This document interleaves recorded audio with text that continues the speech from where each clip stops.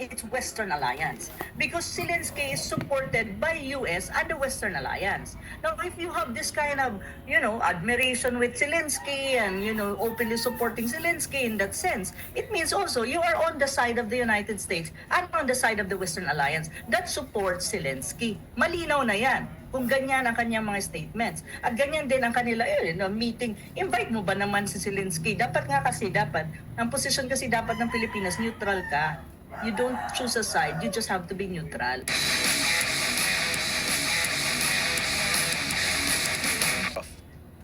Ang nabasa ko sa kanilang press release galing sa official na press release ng Malacanang through the PCO o PCO ba yan?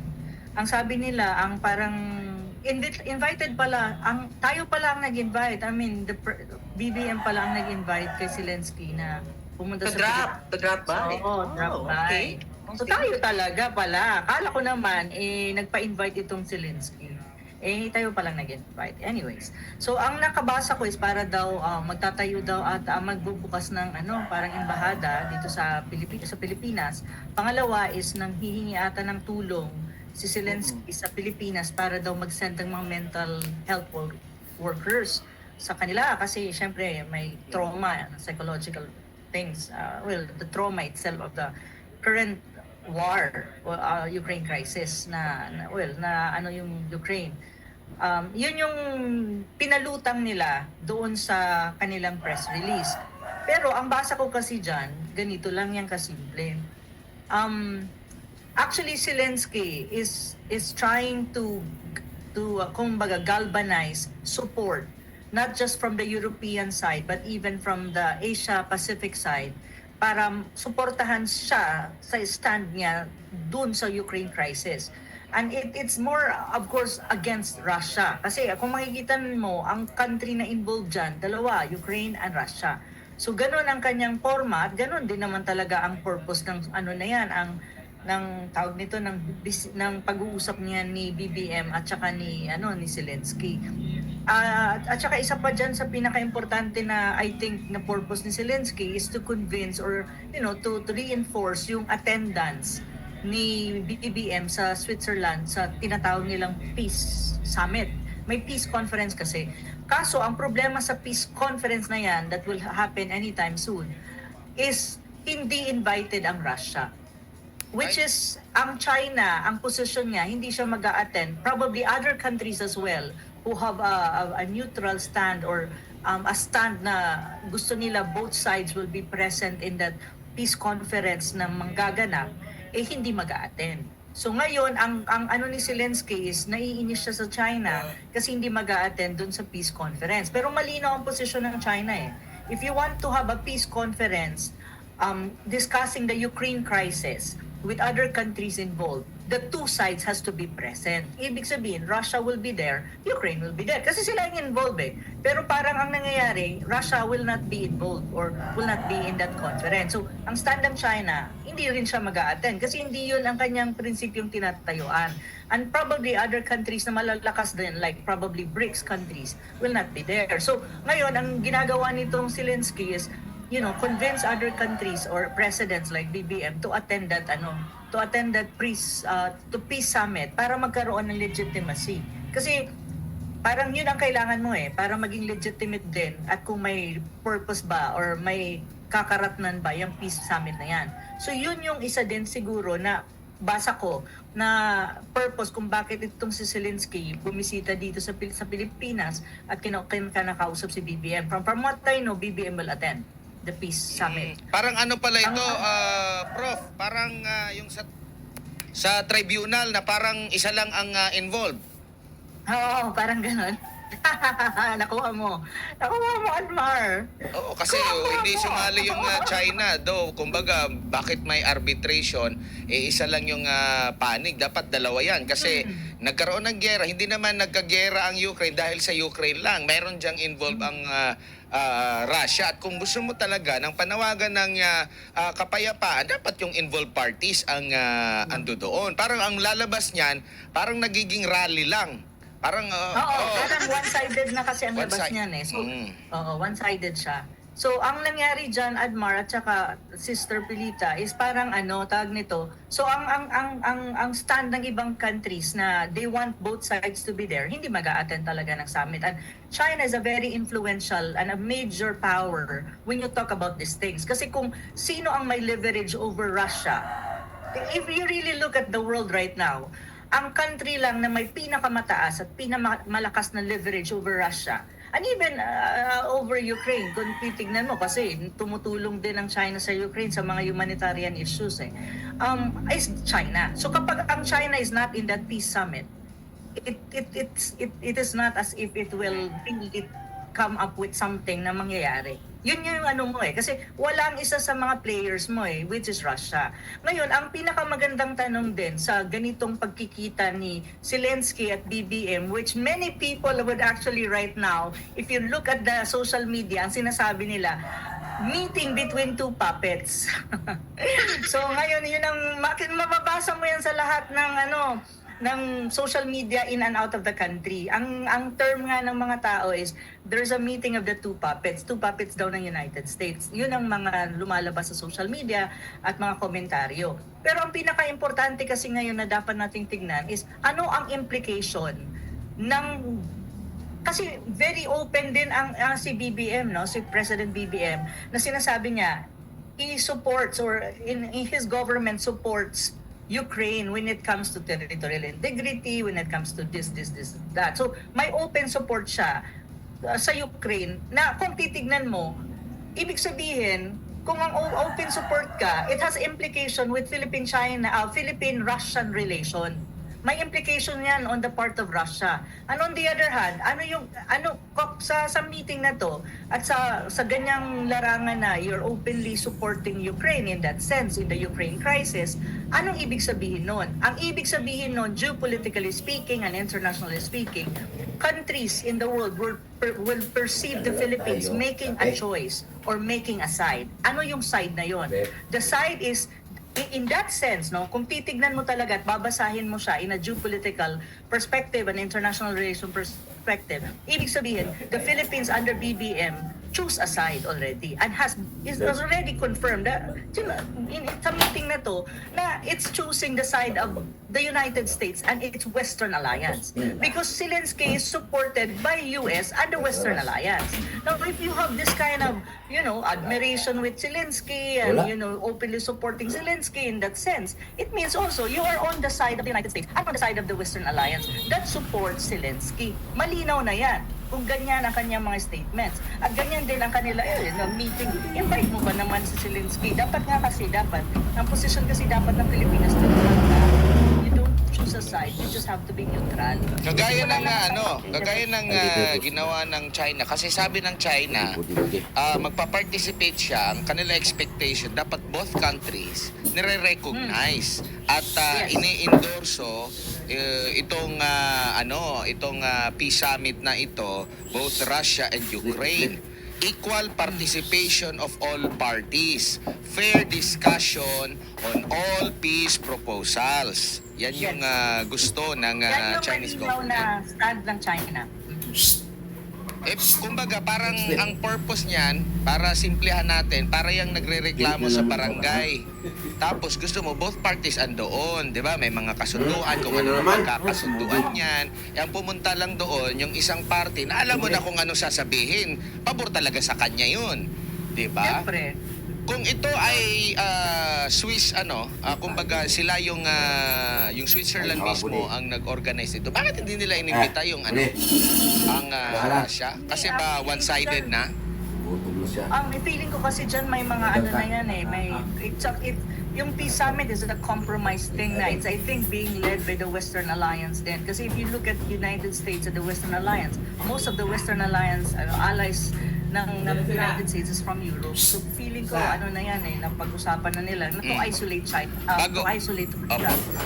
Bago lang si partner Pilita kasi ang gusto rin ng Russia mag-host ang China, baka ganyan din yung iisipin na hindi, pabor yan sa Russia yan.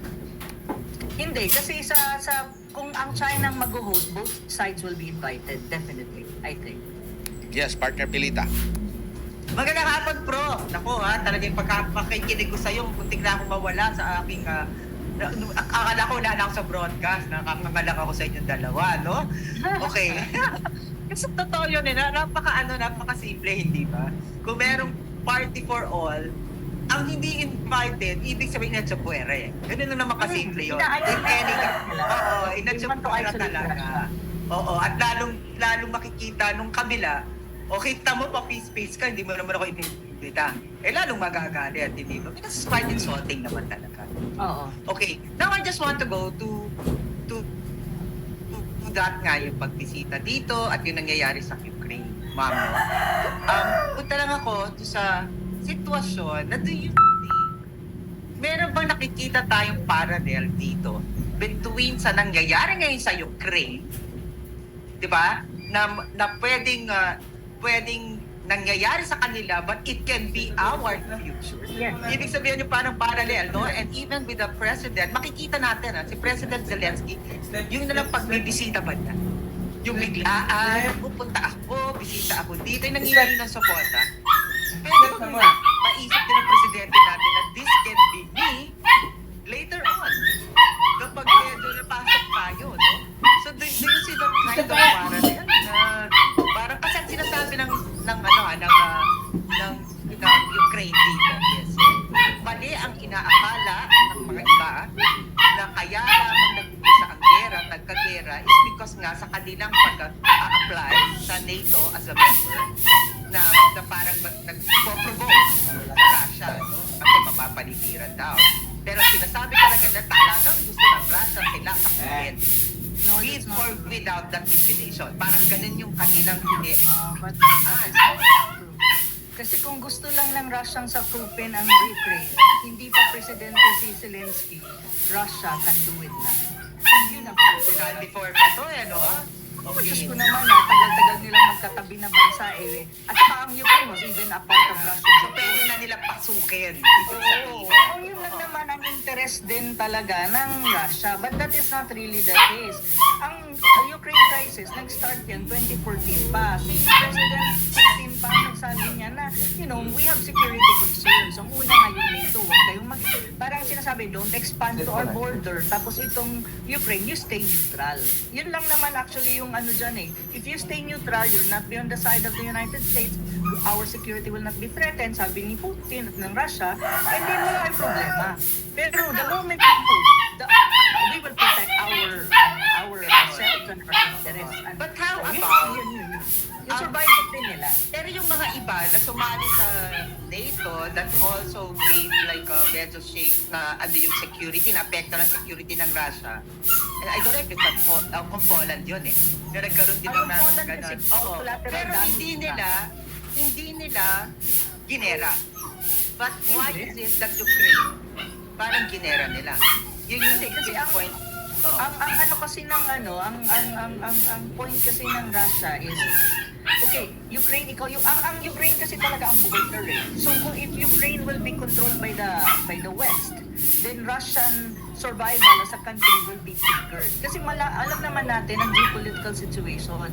The United States really wants to weaken Russia and wants to defeat Russia in every possible way. So yun yung problema doon.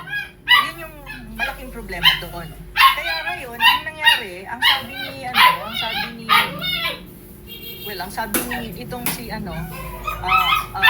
itong si Putin, hanggang dyan lang kayo. Pag pumasok kayo dito, magkakaproblema tayo. Kasi kami, kumbaga, ang nangyari kasi preemptive strike ang ginawa ng kumbaga, inunahan niya. Before sila inunahan niya. Oo, na-proactive sila, no?